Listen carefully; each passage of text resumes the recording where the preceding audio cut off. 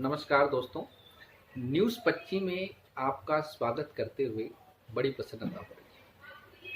जैसे कि नाम से ही जाहिर है, न्यूज़ 25 में हम न्यूज़ पर कुछ माथापच्ची करेंगे, लेकिन हाँ, इसका अंदाज अलग होगा और इसका कंटेंट भी अलग होगा। दरअसल इसमें कुछ कटाक्ष होंगे और होंगे कुछ व्यंग्य के बाण, साथ में हंसी के कुछ फव्वारे भी।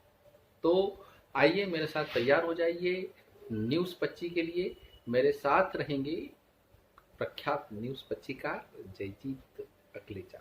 तो हम जयजीत का भी स्वागत करते हैं इस चैनल पर। हाँ जयजीत, कहाँ हो? किसान आंदोलन में हो या कोरोना वैक्सीन की लैब में? नहीं अनिल, ना मैं किसान आंदोलन में हूँ और न किसी लैब में हूँ। मैं तो हम्म। अपने घर के लॉन में बैठा हूँ। अभी जस्ट मैंने अपना नाश्ता कंप्लीट किया है। वो अच्छा। कौन सा जैम है? किसान जैम।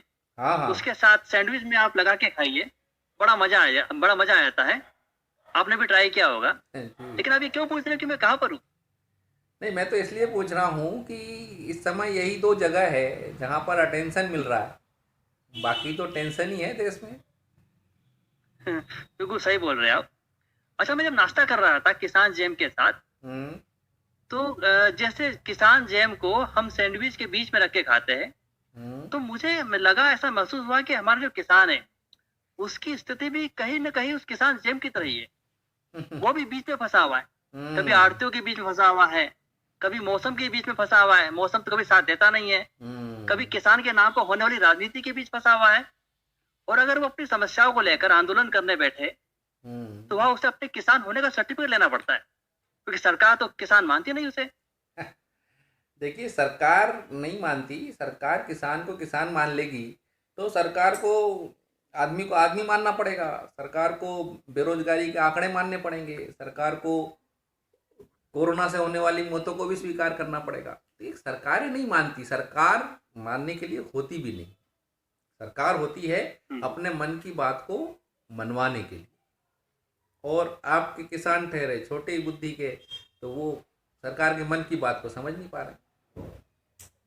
नहीं, मुझे लग रहा है इस बार स्थिति थोड़ी अलग है। हम्म। इस बार किसान सरकार के मन की असल बात को समझ रहा है।